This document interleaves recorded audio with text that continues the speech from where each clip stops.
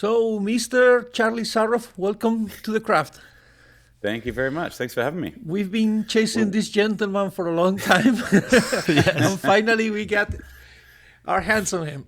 finally trapped me. Yeah, Yeah, no, it's good to finally be here. It's thank just you. trying to navigate different time zones and projects and Yeah. stuff. So yeah, no, it's great to be here. Thanks. Cool, Charlie. So we normally start with the same question for everybody, and then we go from there. As how did you get here? How did you start in this business? Yeah, sure. I started. I think, growing up, like all of us, films were a big part of our life, and I just love cinema and I love movies, and it was always exciting to go to the video store and rent VHS and then DVDs, and then that was just a big part of like my family loved movies, and it was a communal sort of event, most weekends, and so I always loved cinema. But then I guess what sort of helped me cross over into actually working in the field was I used to love filming skateboarding and skits. I grew up skateboarding, and that's a big part of that culture and of like filming skate videos, and then also cutting them to music, and then incorporating video art and things like that. And that's where I kind of got my hands on a camera and started playing around with them. And then that sort of led me to go, well, you know what, wouldn't mind trying to do this as a profession and go to film school. Not necessarily film skateboarding, but I just wanted to be in the field, And at that point, I didn't really know what I wanted to do, whether it was editing or even writing, directing. I very quickly realized I wasn't a very good writer. So I thought I sort of just fell into cinematography. Other students in my classes would often ask me to shoot their films, and I guess I sort of did an okay job of it even back then. So then I just got a bit of a reputation for being the guy to ask to shoot the films, not so much wanting to direct them myself. So, and then it sort of just led from there. I sort of started doing music videos and short films, and I definitely wanted to shoot feature films, and I identified that quite early on in my career. But that, as you know, it takes a while to get there. So short films, music videos, I started doing lifestyle TV and sort of documentaries and food shows and just whatever I could do to get my hands on a camera and pay the bills. And then a director that a director that I worked with quite a lot, Natalie Erica James. I shot quite a lot of her short films and music videos, and we developed a relationship. And then we ended up shooting a proof of concept short film called Creswick, which ended up doing quite well. And then that led her to be able to get the feature film version, Relic, off the ground. I was fortunate enough to be able to shoot that, and it went to Sundance. And then, that's kind of how my feature film career kicked off. Like, it got noticed by a few people, and then that led to other things like Smile. And so, yeah, that's kind of the journey. I hope that answers your question. But yeah, so it was like skateboarding. Nice. Has horror always been like hasn't had an interest or a place in your heart? Has that been Definitely like an interest and place in my heart. Yeah, I don't consider myself horror through and through, like some people that are so fond of the genre. Like I guess I've grown to love it even more since being fortunate enough to work in the genre. Like, one film led to another, and I have done quite a few horror films now, and it is a genre I love. I think it's I've always been, old John Carpenter films and stuff like that. I grew up just absolutely loving, and amongst others, your Evil Deads and all these. Yeah, it was definitely a big part of it's definitely been something I've been quite fond of. Yeah, for sure. But I love other genres as well. So yeah. Speaking of the Evil Dead, just to jump in there real quick, I just watched Smile 2 recently, and some of the homages, I would say, maybe the use of like wide angle close-ups and sure, I think it's all pushing the camera real quick. Yeah, for sure. I feel like those sorts of films have definitely had a big influence on Parker and I, and so yeah. So, Relic was your first film as a DP. Mm-hmm. That is a great looking film.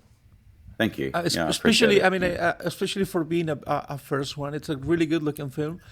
No, thanks. Yeah, and it's a really dark film too. Yeah, it is. How much did you consciously push the boundaries in that end, or it was just like a unconscious first timer doing his thing? It's a bit of both. I'm not going to lie. Like, I probably pushed it too far in areas. A funny story. well, it wasn't funny at the time, but Relic came out in 2020, and obviously that was the pandemic year where everything kicked off. Fortunately, it went to Sundance and plays quite well on a cinema screen in a nice dark room. Like, I'm quite proud of it. But then, because it was the pandemic, it ended up going to drive-ins that year. Do you remember the return of the drive-in in 2020, which was great? Like, it was this resurgence of I went to more drive-ins that year than I've ever been in my life, I think. So, but as drive-in cinemas, the projector, I remember going to one here in LA, and there was a sodium vapor light from a factory next door leaking onto the cinema screen, and it was a full moon that night, and you couldn't see much. It was quite depressing. I wanted to give everyone their money back. I wanted to get out and go around everyone's car and be like, oh, I'm sorry, So handing out iPad Pros. Yeah. If we knew, totally.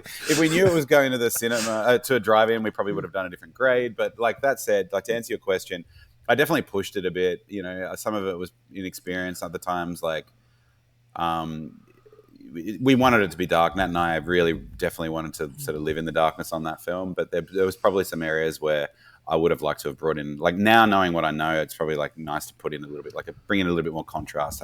Have some point in the frame that's quite bright, even if the rest falls off. But I do feel like there was some areas where you live and you learn. But overall, I'm still really happy with it and learned a lot. And, it wasn't a criticism, by the way. That's all right. But you asked. I mean, I really dig shooting dark too, so it wasn't a criticism. Yeah. But I was curious about. I am a very different DP as when I started, obviously, and I remember at the beginning how I was just pushing it really far just for the sake of it. Yeah, and I was curious about if you did that. No, it's good question. Yeah, I was definitely pushing it for the sake of it too, and seeing how far we could go. But I guess what I'm saying in hindsight. If I look at it now, I'm like, oh, if there was just a little bit more contrast, in some of it's just something that you learn and you pick up along the way, and you learn from everything. So when I look back on it now, I'm like, maybe probably would have done it a little bit differently now, but I'm happy. Yeah, it's great. It's got me to where I am now. So yeah, and I just did. So the film that I was just back in Australia shooting was another film with Natalie. So I'm excited. It was great to work with her again, and So for a DP who shoots basically horror films. Well, you do commercials too, obviously, and music videos and stuff like that. But in your narrative, and you shoot mostly horror films. How dark is too dark for you? I don't think there is too dark. If it's meant to be, it's just whatever the story drives, I guess. You don't want just a complete black image unless you're really trying to create, but maybe you do, maybe someone gets trapped in something and then you want to hold on a black frame for a certain amount of time just to build up that terror. So I don't think there's too dark. It's all just depends on the story, and again, if you are going to live in the darkness for such a long time, maybe just having some point of contrast, whether it's a prac lamp or whether it's a flashlight or something, just to sort of help the dark areas and the shadows become more rich too. I feel like, our eyes will naturally sort of, give weight to the shadows, I guess, when there is a point of ambience in the frame. So, but yeah, I think it's just all depends. What I've always said, sound like a broken record, but I think what the audience doesn't see is just as important as what they do see. So with horror, with anything, it's, directing their attention to certain areas, and 100%. I was going to say that the images don't exist in a vacuum either. You add sound design and music and tension, and it's sometimes, just like you said, you don't need to see it. It's more important to hear it in that moment or whatever. Yeah, for sure. But remember, Alex, we had the conversation the other day with Catherine Goldsmith, who shoots House of the Dragon. House of Dragons. Oh, nice. And we had a conversation about not how the thing is that if as you said before, if everybody will watch the movie on a movie theater, how dark you can go, because that the environment is perfect. But nowadays every freaking body watches movies at home. So how does that affect you as a DP, knowing that people is gonna watch your movie in a freaking iPhone? Or you don't think about it, you go straight okay, I'll do my thing, and Fuck Yeah. it. I think it's more do my thing, fuck it, to be honest. But that said, I want to make sure that you're there to you're working for the director, you're working for the studio. There's a lot of money, like there's a lot of people's money, like whether it's coming from some hedge fund or whether it's out of somebody's pocket, like you have a responsibility to deliver. So like I think it's that balance between art and commerce. You want to make sure you capture an image that is technically sufficient enough to be able to at least carry across these platforms in a way that is going to have a fighting chance of people being able to watch it. But that said, if people have a crappy television and they want to watch it in the middle of the day with the sunshine blaring on it, it doesn't really matter whether you're watching, an NFL game or a dark horror film. It's going to look like shit. So there's not really much you can do about it.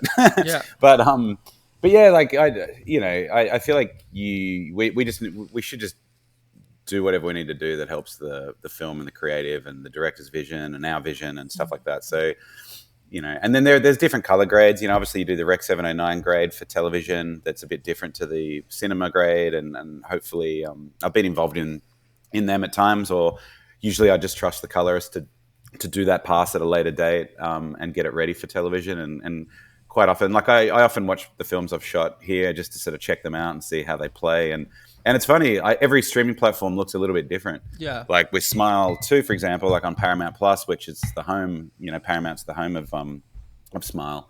It'll look a little bit different than if I stream it on Amazon or Apple. And it's just, it's interesting. You can, it's kind of, but I guess that's similar to projection at different cinemas too, especially back when everything was on film.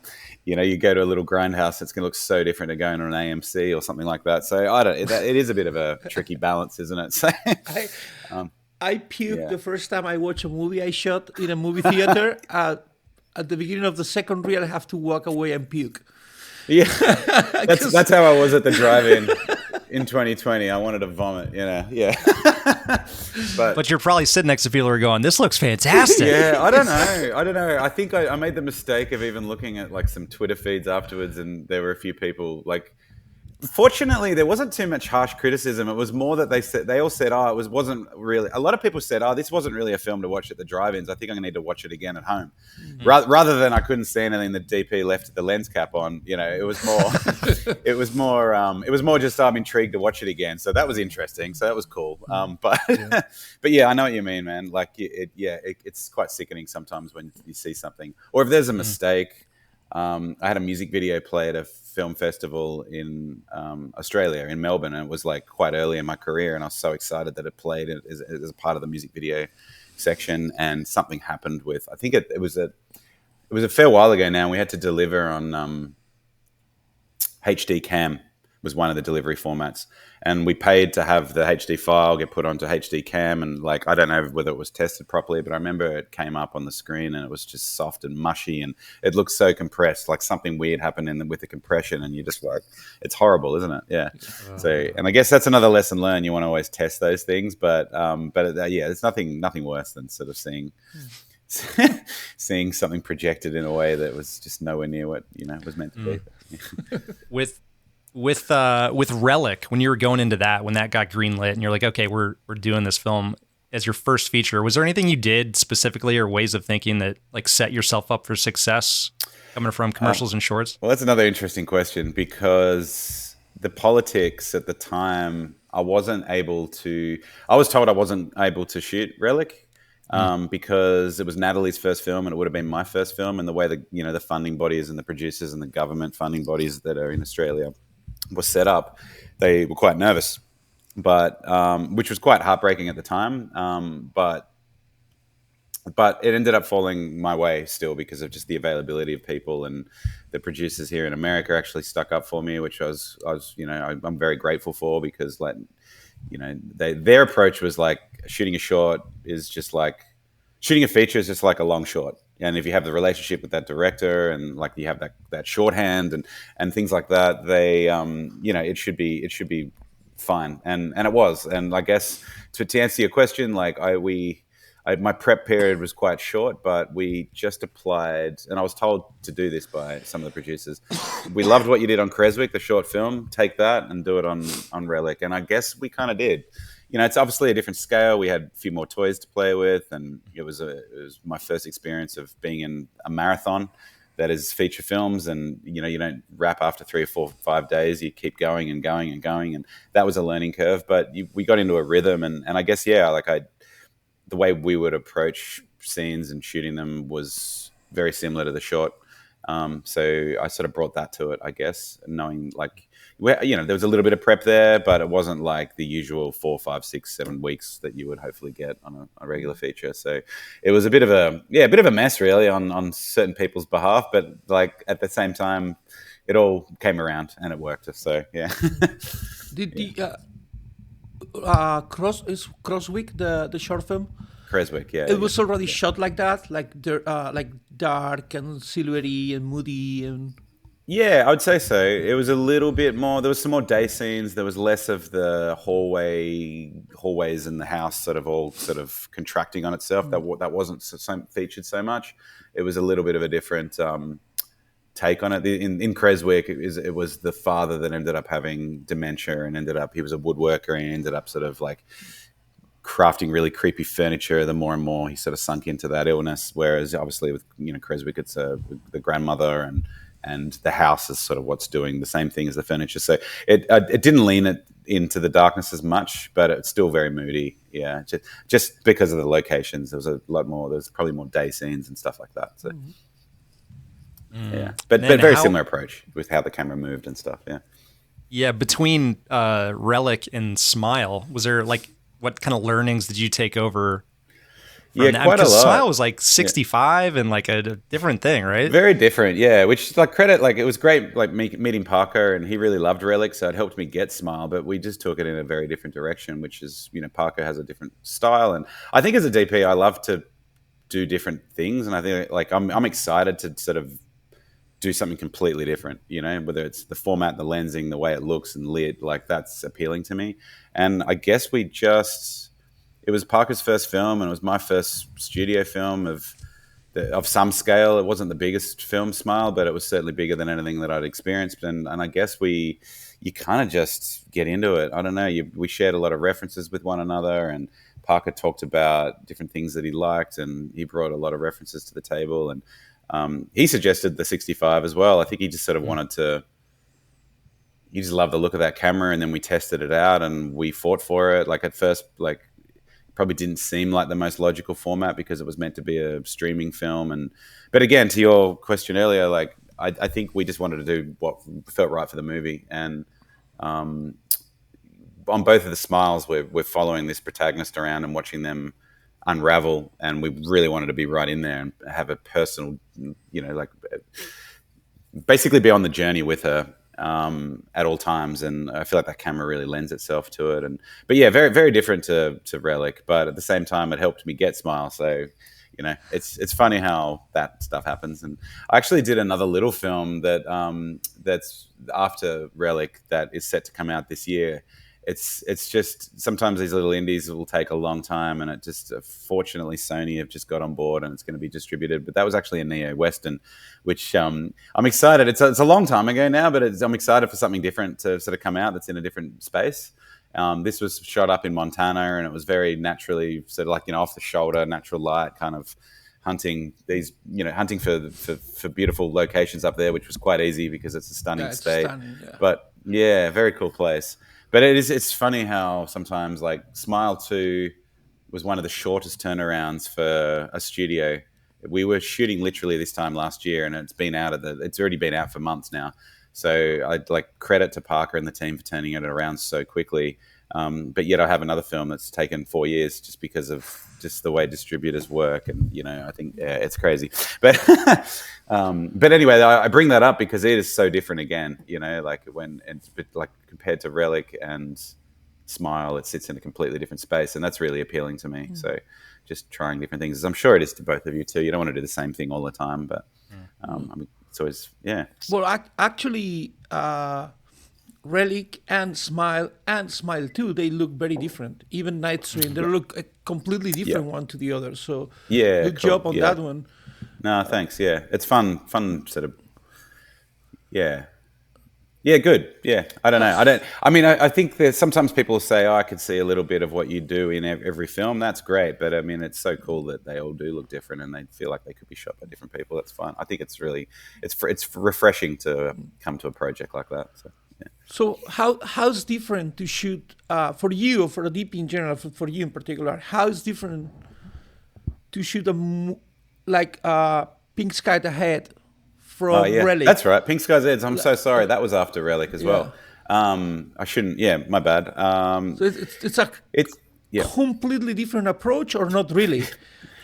Not really. I think I've said this before. Even though that was a film on a really tight schedule, and a lot of it was, people. A lot of the scenes played out just in the nature of the film. It was very talking head comedy, coming of age. So, the setup's quite different, but I feel like my lighting approach, and maybe it's just from the experience I've had and what you've learned to do, is still quite similar. It might just be like contrast ratio might be a little different. I think the production design and the locations that you pick and what the production designer and the wardrobe, the costume designer, what they're all doing is also what gives the film such a distinct look. And like Pink Skies Ahead, it was bright and vibrant, but still quite moody in areas, but then... I'm probably still lighting in a similar way in some senses, as far as like lighting close-ups and the coverage and all that sort of stuff. So yeah, I don't know. It depends. It can be a very different approach if the script calls for it. Like, a film like Smile 2 with the pop star elements and stuff like that called for something very different than Pink Skies Ahead. But when it comes to Relic and Pink Skies Ahead, and even the way I would potentially light like a certain shot in one of the Smile films, it might be quite similar because it's just what I've learnt to do, the way I'll diffuse and bounce light and the sorts of sources that I'll use. But it might just be the way, is there more negative fill? Is there more contrast? Is it a little bit more? Is there no backlight? Things like that. It'll just be the choice that you make. But as far as the tools you use and the way I work with a gaffer and a key grip and stuff like that, it's probably quite similar. Mm-hmm. Yeah. It's just, I'm always trying to learn different things and new techniques. But I guess when you're in the heat of the moment and you're in a marathon, like on a feature film, you kind of fall back into your rhythm of things that you know. So yeah.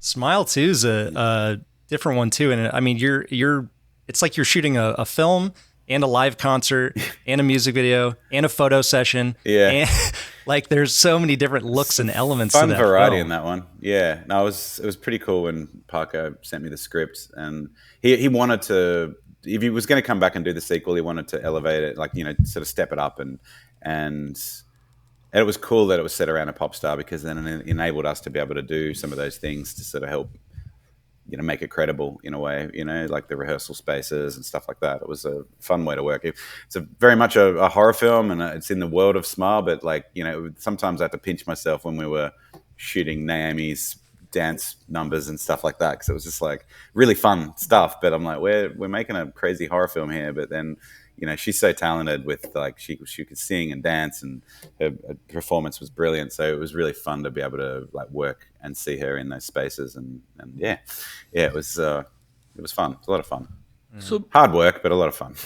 There are a bunch of differences between Smile 1 and Smile 2, both aesthetically and camera-wise. The camera one for me is the most obvious one. It looks like a big step ahead that you and the director took. Cool. Yeah. What did they miss? What other differences are there, and how conscious was to that step on the camera work? Mm-hmm. By the way, huge fan of the Warner at the beginning of the movie. It's fantastic. Yeah. Oh, thanks. Yeah. That was a lot of fun. Credit to the whole team on that one too. So many brains have to come together, and it was great operation by Dan Sarroff, and then just the gripping and my teams, and SFX and VFX and everyone just comes together, and obviously the performance of Kyle was great. A lot of fun, a fair bit to figure out. Yeah, especially getting him out of the car at the start. That was a tricky one. Mm-hmm. We sort of had to figure out how to unclip and get the camera close enough, but then also VFX in the windscreen when the camera pans around. And so we actually figured out that I had to fight for this, because it was the producers were scratching their head, but we had to cut the front of the car off.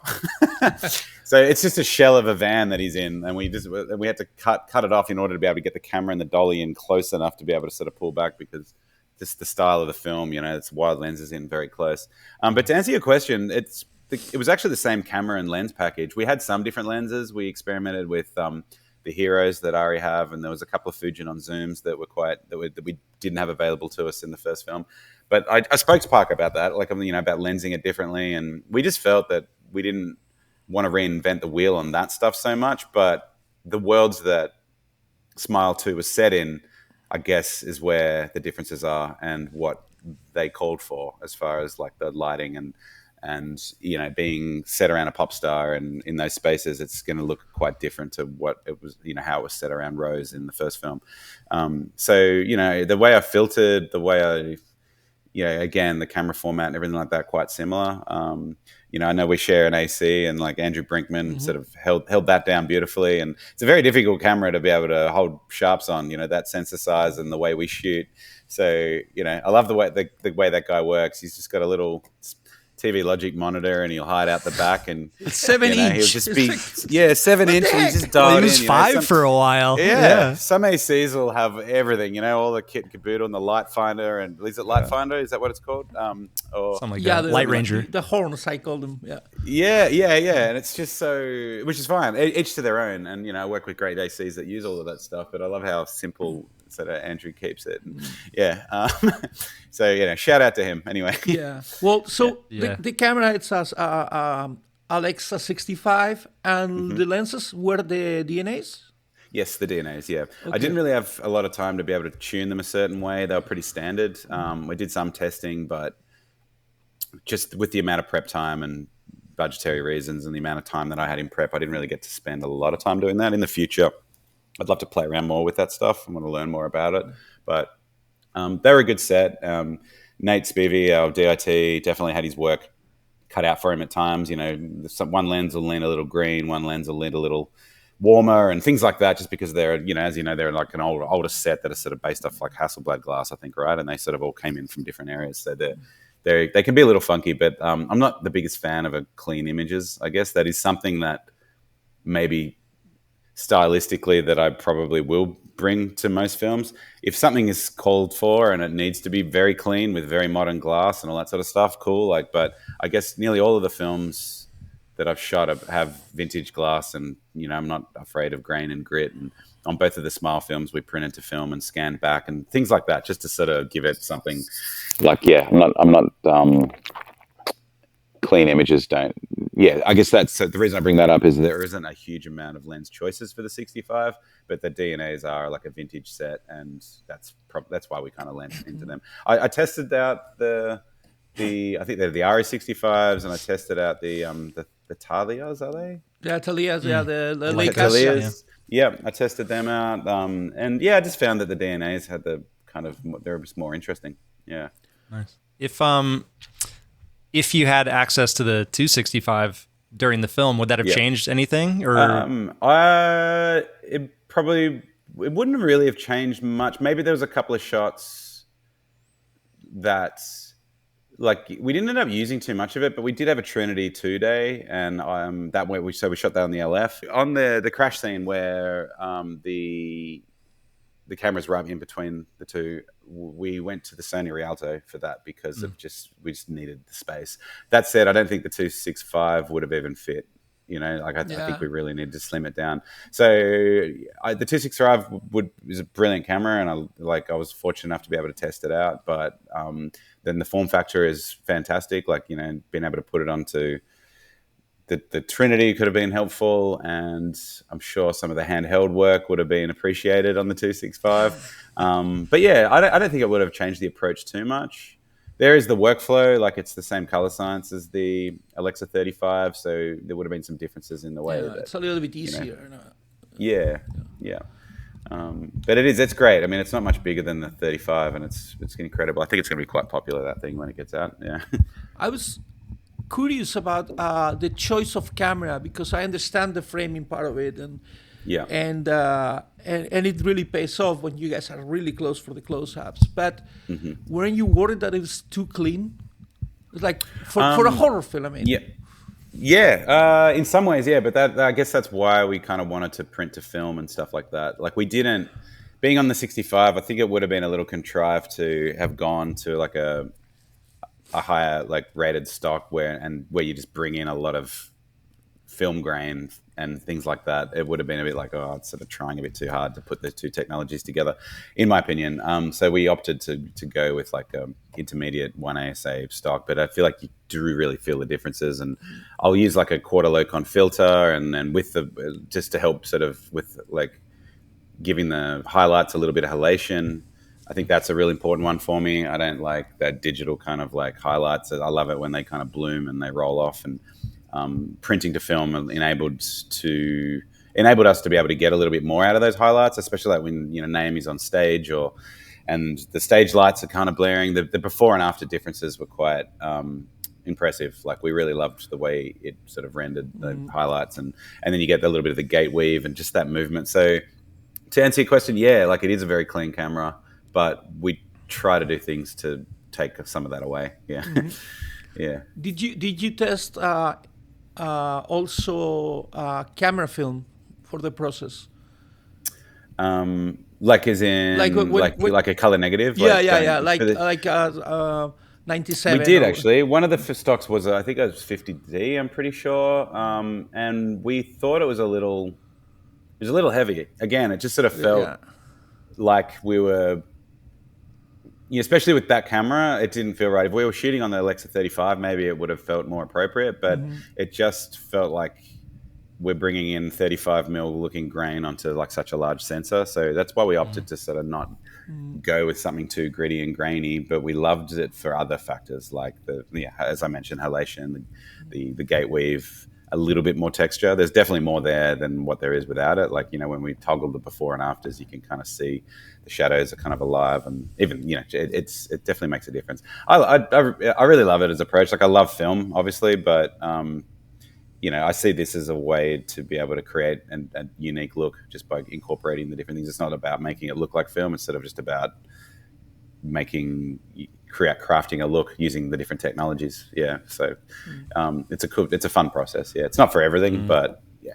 Did you ever test emulating that on the DA? Because I'm saying this because I very recently did a test like that. So I shot digital with the Sony, and I then scanned it. I processed it at 60 millimeters.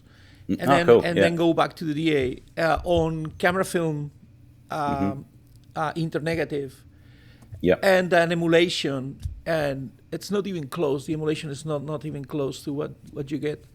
Yeah, sure. We did before we printed and scanned back, Dave Cole, our colorist at Photocam, he's brilliant. He had an emulation on it just so we could kind of get a sense of where we wanted to go. And he does a great job of it. And if Paramount didn't allow us to do the film scan, we probably would have gone with it. It's exactly the same process. If they don't allow, they need to have a backup. Yeah, I know. It can be a tricky one sometimes, but fortunately they were all for it again on the second ones, which is great. I think we were really happy that they went for it on the first film, because when they decided to go theatrical, I think they gave us a little bit more leeway to play. I think they thought, after the film tested well and they decided that it was going to be theatrical, then it was kind of a good time to ask them whether we could take it an extra step. And to their credit, they were like, yeah, cool, let's do it. And on the sequel, it was sort of I wouldn't say it was a given, because money's always tight, but I know Parker really wanted it again, and they so we went for it, and it was good. But yeah, I think Dave does a great job, and other colorists can do a really good job at emulating, but it was different. It is a little bit different. Yeah. On the first Smile, I need to revisit it, but I distinctly remember like a magenta windows in in the hospital. And I'm trying to think back if it was my eyes playing tricks on me because of the color of the walls, or if there was something specific you did to treat the windows or the light coming through the windows. I think it might have just been the hue from the curtains and the walls that's giving that feel. Very uneasy. It was a box place going pink and everything like that. It was fine. I'm cool with it, but like it definitely played skin tones and stuff. It was a bit of a weird one. That conversation, it was very strange, but I think it achieved the goal of making people feel like something's uneasy. You know, like that conversation that plays out. It's a very oversized room with minimal furniture, and it was. Yeah, it was a choice. Yeah. But I think I probably just had neutral light coming through the windows, and I can't remember what the color of the curtains or whatever they were, or the blinds were. I think it was just the light. They were white. Yeah, so they're white. I think it's just the light bouncing around. Maybe I had a little bit of warmer light or something coming through, but yeah, it was. The walls are. It was so distinct. I'm like, you're right. It's so uneasy, so unnatural. You're like, oh, this is. I'm pretty sure it's the pink walls just bouncing. Pink back walls and baby blue walls, and a mix of the two probably over there. Yeah, that's right. The walls were blue, but then the pink was in the corridor, wasn't it? Yeah, that's right. Yeah. So you have mentioned a bunch of times now filtration.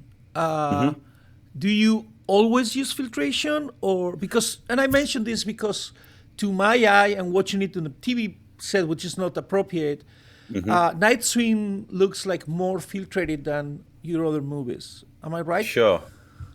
Yeah, maybe we shot that on the Alexa 35. Sometimes, I could, correct me if I'm wrong, but I feel like a quarter low-con filter will feel more heavy on the 35 than what it will on a 65. Is that because of the sensor size? Yeah. So I think I've still had a low-con. I like the low-con filters just mainly for the halation of the highlights. It's not so much for beauty and smoothing things out. You get a bit of that, but I just sort of like what it does with highlights. So I guess that's probably why. I probably went a little too hard on the rotopolar sometimes. That's something I'm learning to do. Like, when you're in the moment and you want to soften something or take a little bit of shine out, I probably lent a little harder on it. I've learned to sort of back it off a bit now, but I've got an AC here who keeps me in check with that. He's like, he'll get on the comms and be like, Charlie, you sure you don't want to dial a little bit out? And I'm like, yeah, you're right. Just to get a bit of life back in there. You don't want everyone to look like a porcelain doll. So yeah, maybe, but that's maybe, the lenses are also, they were even older and more vintage. Like we shot that on the Cowas and the Super Boltars and really funky lenses. So that's probably another reason why it feels like it's more filtered. Yeah. Sensor size plus the filtration plus the funky lenses. Yeah, that's probably why. Yeah.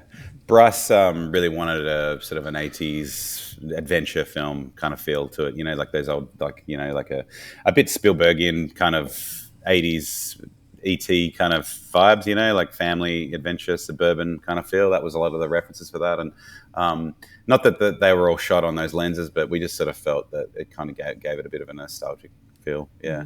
Funky old lenses, those ones, but though it was fun. Yeah. The corners are very soft. Do you lean more spherical just in most of your work? Or?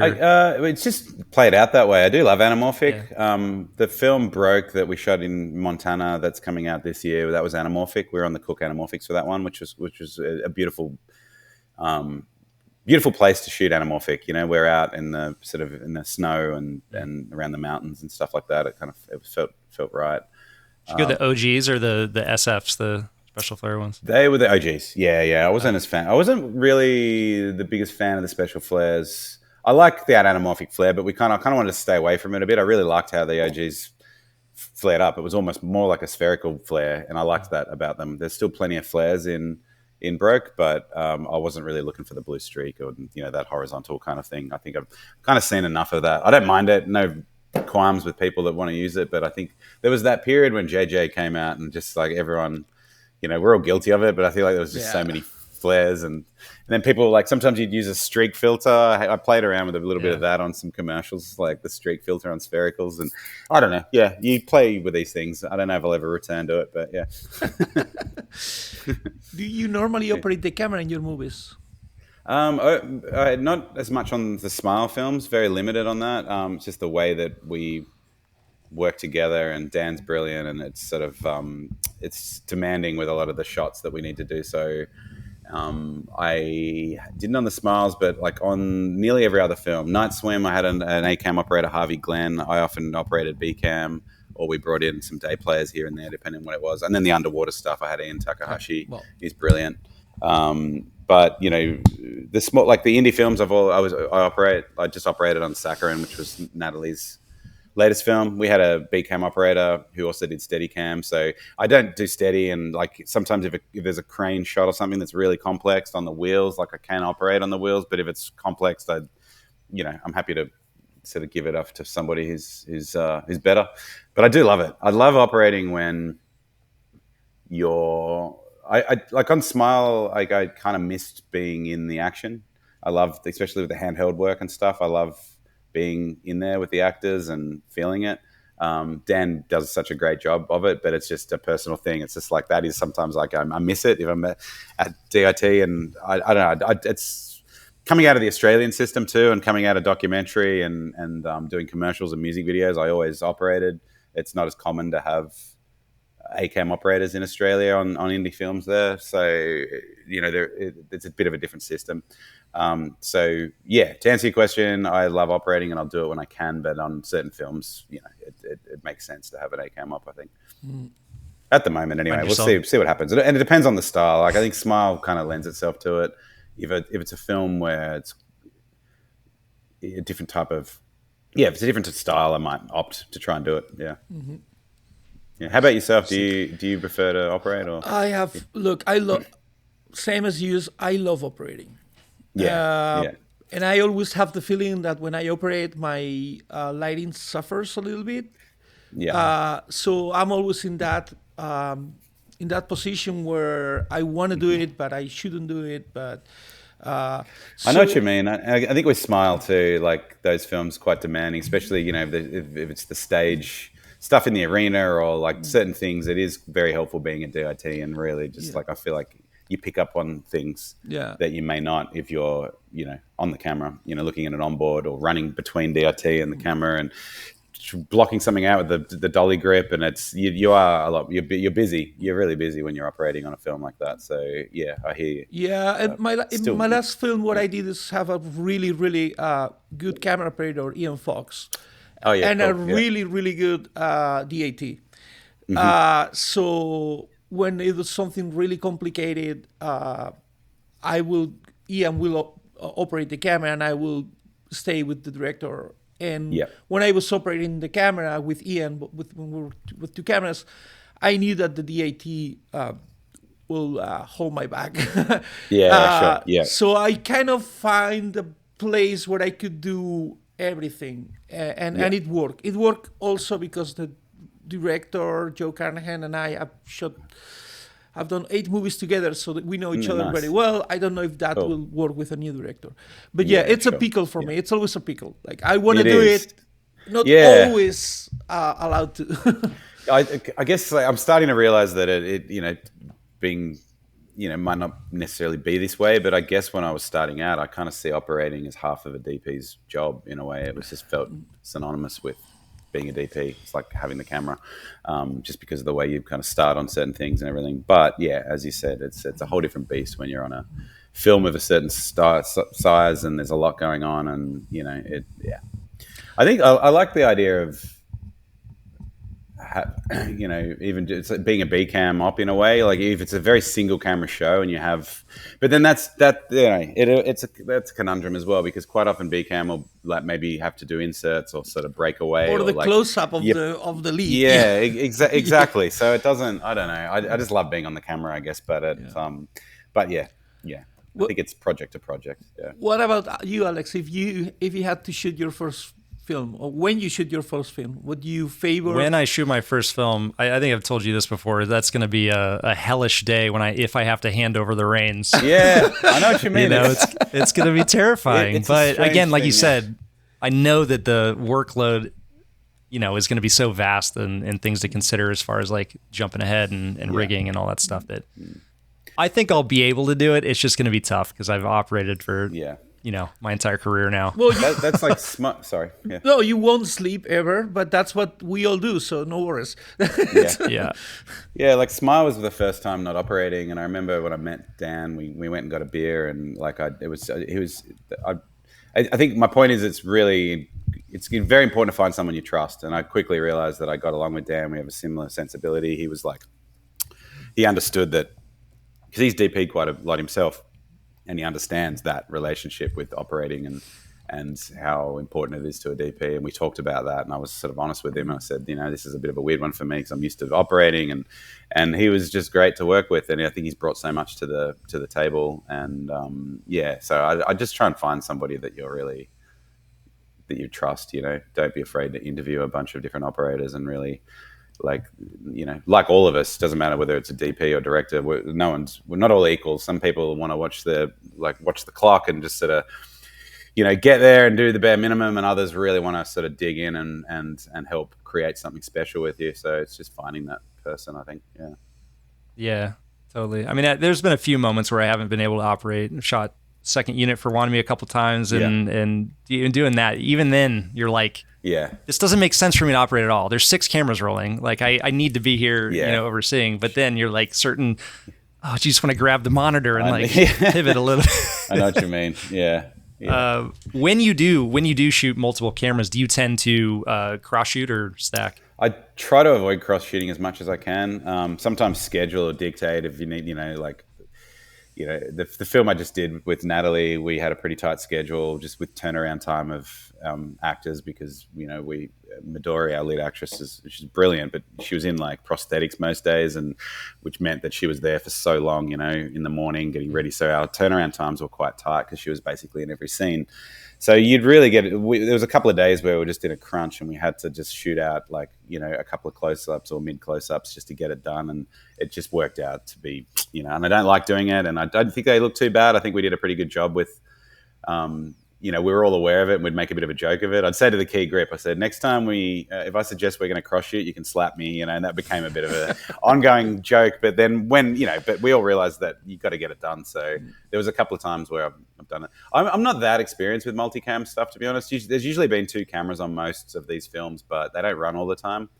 I love single camera. I think we all do, just for lighting and language and shooting wide lenses in close to people and stuff like that. Like it's just a great way to shoot. So I haven't, unless it's action or doing something on the stage, like the days on Smile 2 where we had the performance numbers in the arena, we brought in a 3rd camera, which makes sense, so, but that, most of the films, like Night Swim, we had 2 cameras running quite a lot. It's always a mix. If it makes sense to have a second angle, and of course, but I kind of think very single camera. Mm-hmm. And maybe that's just inexperience. It will, as I progress, I'll start figuring out the best way to use more cameras if it's warranted. But a film like Smile, it doesn't really work so much because we do want to be. The lens was this close to her. So, it's hard to squeeze another camera in. And I think it would have taken away from the language if we did. So certain people probably wanted us to, producers and people watching the clock and stuff like that. But, we got it done. So, I mean, if you want to squeeze another camera in a project like that, you're sacrificing the very core of the project, which is... You said it from the very beginning. The director wanted that camera to do that, so you're just killing that. So exactly, and then they fight for you too. It's a much easier battle if it needs to be a battle. It doesn't always need to be, but it's like quite often I think more cameras can be looked at as a quicker way to get through the day. In some ways, it probably is, especially on certain things. When the director wants the single camera kind of feel as well, and he wants to stick to the formula, it's a much easier sell just to be like, no, we're a single camera show, even though it was like the sequel's a bit bigger. It's a Paramount studio film, but I think there's people probably wondering sometimes why it was very single camera, but that's why. It's like it's the language. Yeah, totally. I mean, so many of the shots were designed with these, pans to reveal and back in and push, and it's all continuous. Parker makes it hard to hide lights sometimes, I can imagine. Fortunately, we were able to paint a few things out here and there.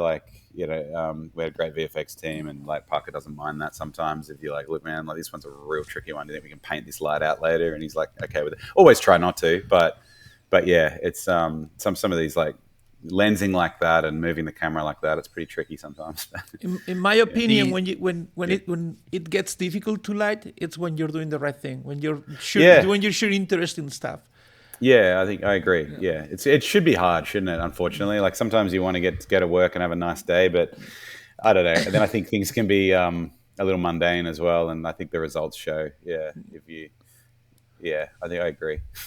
Doesn't need to be horrible though. I think there's sometimes you hear people say, "Oh, if the film, if it wasn't a horrible experience, it won't be good." I don't think it's that. I feel like you can have that's a silly approach, but you sort of hear people sort of talk a bit about like that.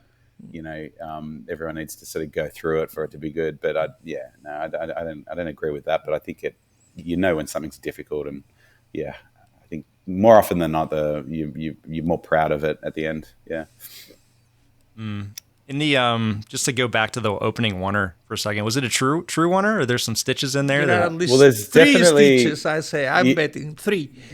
Well, there's definitely the main stitch is when Kyle falls out the window. Yeah. So it was all handheld through to the point of then we shot that over 2 days. So the second day, it was we had like an off-road buggy with the arm and I forget the crane size, and I should remember these things, but was it a Libra head? No, was it a Matrix head or something like that on the buggy? That we basically had to find the stitch point of when he turns around at the door, and then we kind of use the shoulder and the lines of the door to kind of match to be able to then pull outside. So that's the main stitch, and then we had a couple of different shots to be able to have when he gets hit by the truck. And then we had to obviously do our plates and then get to the crane, because that's like the buggy. And then we went to like a crane for it to come up to reveal the Smile logo.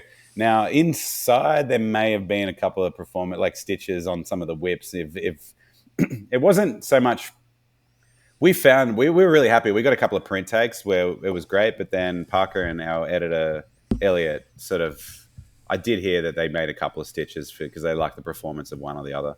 So we shot it like a true one. That first part anyway, that first day, and we shot that all the way through. Dan did an awesome job with it, and we were happy. We found the print takes, but I think they might have blended the 2 print takes together. Well, it plays so well. It's such a great way to kick it off. Yeah, it was fun. Like so engaged. I love it, Wanna. Yeah, it's a fun way to light. It's too like when people are moving through spaces, and I love the rehearsals, and you sort of build and build and build, and then you start shooting it. Like it feels like an efficient way to shoot in some ways. It's like rather than having all these different setups, it's kind of nice just spending more time getting one large setup in place, and then it was fun. And in this case, I think it fits the storytelling perfectly, and also I think it's a very, very smart way of showing the red smile for the title. It was fun.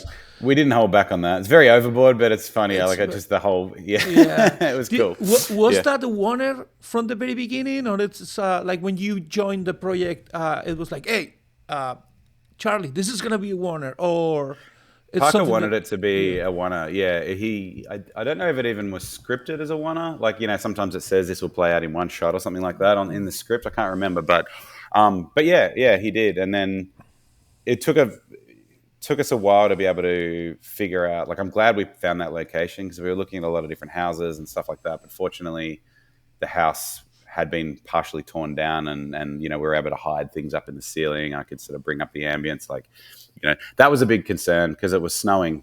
A great way to kick off the shoot. It was like one of the coldest days, and we're all in the snow on the rehearsal day. So our last day of prep, we actually used as a rehearsal day for that scene, and I'm glad we did because there's all the different elements needed to come together. But it was quite miserable. It was snowing. Well, it wasn't miserable. I still had a lot of fun, but it was like, oh wow, we're in it here. Everyone's freezing, and I was concerned that it was going to be a sunny day when we were shooting, and we were shooting it over 2 days too. So is it going to be cloudy, sunny? Like, it was a stress because as sun bouncing off the snow, and then being an exterior that's going inside, like the ambience level is like insane. So there were some takes that we did earlier in the day where there was just too much of an iris pull for my liking. I think 6-7 stops, something crazy. You could really feel it. It was very hard to hide it as much as we could. But fortunately, the clouds remained pretty dense for those 2 days following. The snow stopped, but it was still very cloudy. And the print takes that we really liked were towards the end of the day. So we were lucky that there wasn't really much of an iris pull. There's a little bit of you notice that when you open the door, if you look at his shoulder, you might just sort of see it open up a little bit. But I was really happy. There might have been like a stop or two, to be able to go from outside to in. And then, because we did bring up the ambience quite a lot in that house. I had some like HMIs up in the ceiling, bounced off some muslin, I think, just to sort of bring it up, and plus other little bits and pieces around the place, and obviously the lights coming through the windows. But yeah, I was really happy about that, because that was a tricky one. There's not so much you can do in my if it's with the equipment and the resources we had. Like if it was a sunny day, it would have been quite tricky. Yeah. So yeah, heavy contrast. Was it just a true standard iris pull, or was it like a cinefade thing? Just a standard iris pull. I'd be sitting with Nate, and he'd often do that. If there was two cameras, sometimes we'd do one each. But in this case, single camera oneer, so he would be monitoring that, and I'd quite often. Sometimes I'd be at DIT once things were kind of set. Sometimes I'd walk with Parker with a little monitor. We'd sort of follow the action around. And Nate would be on comms, and we'd sort of talk about, he'd keep me honest about sort of how many stops he thinks it needs to be from outside to in. But he's quite good at sort of helping hide them. Yeah.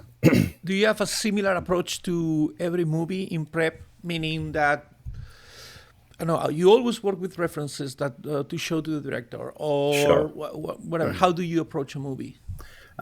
Quite similar. It sort of depends on how they want to work. Like most of the directors I've worked with and I've built relationships with, they have a similar approach in a sense of references and mood boards, and then when you're on the ground with them, like locations, scouting, talking about what's good about them, what's not good about them, and just really getting into that process of I think going out and locate. You do so much prep during location scouts, because if you're all in the van together too, there's a lot of talk between locations, and I find you get a lot done that way.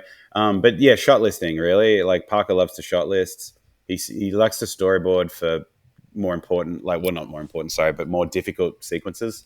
Where there's stunts and VFX and SFX, and everyone needs to come together, and it helps just get everyone on the same page. So, and Natalie works in a similar fashion. Like we storyboarded on Saccharin when there were stunts and difficult sort of setups. I like storyboarding for those sorts of scenes as well, because it gives you a clear idea of what the director wants, what I want, and what other departments can look at something tangible and be like, oh, okay, damn, we might need a stunt mat there, or I need to be able to figure out what rigging needs to happen, and all those sorts of things. It's a very clear way of looking at it. But overall, I just prefer to shot list as well. And obviously that develops when you find the location, and then it develops when you're on set. It's nice to have some room for spontaneity, I think. Like it's a fun way to film, and allowing, I think the shot list is a good sort of template and a good, something to fall back on. But then yeah, when you're in the thick of it, sometimes it's nice to be able to be like, maybe we don't need that. Maybe we could do this, and sort of play jazz a little bit. It's important. But yeah, I think that's the main thing. It's just like, you start visual references of all sorts. Then you bounce back and forward. You watch movies together, and then you talk about scenes. Quite often the films that I've done, we're not really doing shot lists chronologically. We might start with sort of important ones, or ones that we're just motivated to talk about because we might have seen a reference that has some similarities to that scene. So then we'll talk about that, and sometimes it's just a Word document, scene 56, shot 1, shot 2, shot 3. That I find that really helpful. And then from there, once you look at the location, you do your tech recce's and all that sort of stuff with the gaffer and the key grip. Then you sort of talk about how the camera's going to move.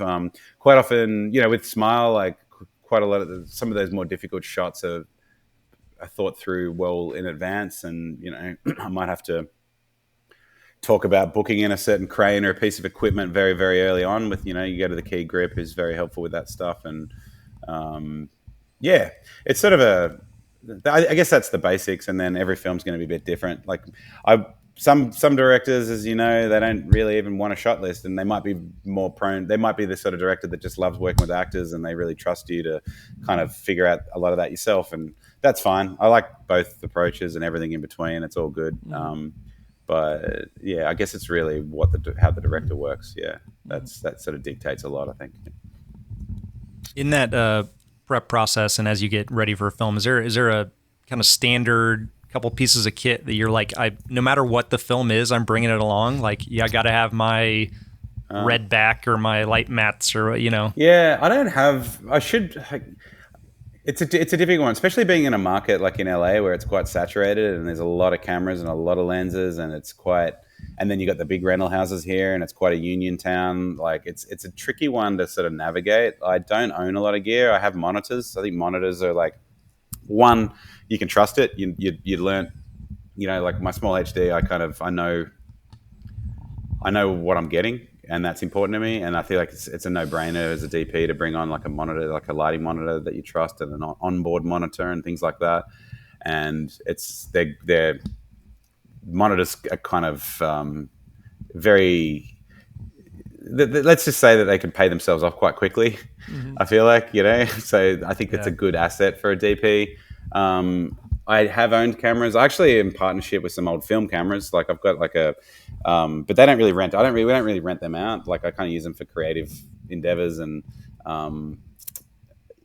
just because there's less technicians around, and if something goes wrong, I just worry that so I don't really like to rent them out so much. But I mean, my light meter, my monitor. I don't take too much, to be honest. Yeah, I'm trying to figure out like what other things I could kind of get and bring onto production that that isn't going to cost as much as a house. So, and then I think if I own lenses too and a camera, then I don't want to have that pressure to be able to be like, well, obviously you want the return, you need to pay them off, you want to get extra income, but I don't want to shoot every film on the same set of lenses, so I don't want that to affect decisions. But that said, each to their own. If it can work for you and you can do that and you can have them maybe housed at a rental house or something like that, and that's it's a great way to supplement our income and stuff. So yeah, I'm always thinking about it, but I don't have too much at the moment. It's mainly monitors. Yeah. Do you light with a light meter, or do you rely on the false color, or both? More or false none color. Of them? Yeah. False colors definitely with digital for sure. Obviously. Still shoot film on particular music videos, and I did a little kind of little indie film here last year with a good friend of mine. We sort of shot it in stages. It's one of those ones when the strikes happened. We kind of wanted to keep busy, so we just played around and we've sort of put together like a whole series of little shorts that will hopefully that kind of came together to form a feature. It's in post at the moment, and we shot a lot of that on 16 and a little bit of 35, and that's obviously light meter, of course. I'll use a light meter when you might want to match a certain ratio, or if you're coming back if you know that you have to shoot the scene in sort of different stages and you need to really match something. I find a light meter is great for that. But then you can also do that a lot with taking stills and then playing, getting false color and matching and going to DIT and looking at that way. So I think a light meter less and less, but it's still a tool I'll have at my disposal. Yeah. How about yourself? I do use the light meter to keep honest with the contrast. Yeah. But then I just match it with the false color. And in this last movie, I found the Ed Lachman's EL Zone extremely useful, and we used it a lot. Nice. Okay, I have to check that out. Yeah, but it was especially for me and Ras, the gaffer, it was a really good tool to match the two cameras, to know exactly where we were, and I found it more useful than the false color. And I'm sorry, what's it called? You said Ed Lachman developed it? Yeah, Ed Lachman, EL Zone. Actually, if you get a smart HD monitor, it has it. The new software has it inside. Oh, okay. And I need to brush up on that. And it's based on exposure, like 1 stop, 2 stops, 3 stops, over and then.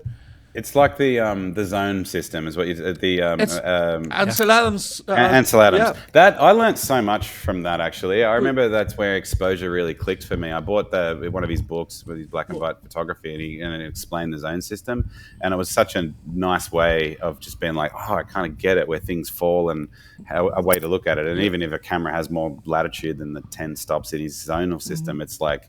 Yeah, very helpful. So Ed Lachman's done something, has he? He just took Ansel Adams's zone system and put it on a monitor, so you can actually see on the log, okay. where are you, and I found it super helpful. Very cool. And also, in a way, for the people who, as me or yourself, that are used to shoot in film, it makes total sense. Suddenly it's like, oh, I understand. I wasn't understanding the false color that much, or it didn't make sense to me, but this does.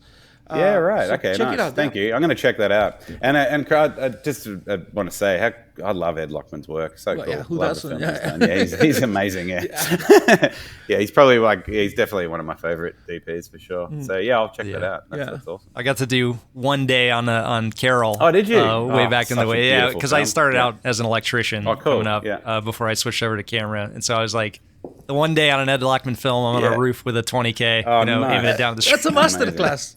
Yes, so one day with Ed Lachman, it's a masterclass. I would do one day. I'd join the Electrics and do a day with Ed Lachman, I think. No, he's brilliant. And Carol, that was such a beautiful film. Yeah, so cool.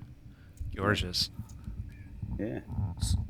So is there, horror films, Night Swim, Western, anything that's like a bucket list item? Like I really like crime thrillers. Like I love Prisoners or Seven or something that's based in reality but still very dark and gritty. And I love detective stories. I love seeing them, whether they're depending on whether it's from the perspective of a criminal or the law enforcement or something. I think like some films like I come back to Seven. I love that kind of like mystery, adventure, trying to solve the riddle and that's based around something quite sinister. I think like those films are good. I love sci-fi. I think like to do a cool sci-fi would be great. Different dramas. Like I kind of like it all. Yeah, like I'm open to doing TV, but it hasn't come my way yet. Directors I'm not really in that space, so it seems like quite a different way of working. Especially, I don't mind the idea. It sounds like a lot of these series are those two DPs and they kind of alternate, and like you do an episode and then you get to go back to prep and scout and stuff like that. I think that might be a nice way to break it up a bit, rather than just the grind of being in shooting for like 9 months straight. But got quite a bit of sunshine coming through here now. Sorry, LA has been weird lately. It was like raining for the last 48 hours, and now it's back to its normal. Yes, but I don't know. I'm excited. I think I don't want to speak too soon to jinx it, but the film that I might be doing next has horror elements, but it's kind of like a thriller, kind of psychological kind of thriller with a bit of humor to it as well. It's like there's some kind of outlandish sort of scenes and things that happen where I think it'll get a laugh, but it's still in that sort of dark, like it's not far from, it's horror adjacent, I'd say. So I'm definitely from the films I've done, I definitely get approached to do more horror, and I was always thought it'd be a bit of a bummer to be pigeonholed into something, but I really don't mind because it's starting to. I'm getting a lot of there's a bit of interest there to do things that are a little bit more adjacent, and I feel like once you start doing those, it'll grow into other areas. And horror is obviously having its moment, and I do love it, and it's exciting to do films that go to the cinema, and it's as a DP too, you get to play with crazy stuff on horror. You can be bold and there's a lot of opportunity to play. So I'm happy to do more horror as well. We'll see. Do you not work on that light because it feels like it's bothering you? You're up a flag. Close the window or something. I could probably. Oh, that's all I need to do is sit back a bit. It's just the walls blocking it. Yeah. Sorry. Yeah. So, which are your heroes? Which are your DP heroes? The people that you always go back to reference? Ed Lachlan's definitely one of them. That's when you brought him up before. I was like, oh, whoa. And, Ed Lachlan, Darius Konji. There's quite a few. There's all the classics. Of course, I love what Greg Fraser's doing in a lot of ways, and he's also from Melbourne and stuff too. So it's kind of like comes from a similar background. So it's like exciting to see him doing so well and out here and just I think Ed Lachman's a good example. I just love the work he's doing. Conrad Hall was definitely somebody I loved. Apocalypse Now is one of my favorite all-time films, like Storaro's work and a lot of the classics, but like they're all You know what I mean? Yeah. The usual suspects, right? Usual suspects, I'd say. Yeah. I'm just trying to think. There's definitely DPs along the way that aren't maybe as prominent, or they've done a film that's so brilliant and you don't see as much of them. Maybe they're out of like Europe or something like that, and they kind of go back to working in Italy, but they've done something that like there's so much good work out there now, and there has been for a long time. But there's a lot of talented people. Yeah. Is there kind of along the lines of my last question, is there any like sort of technique that you're just like itching for a story to come along in order to utilize?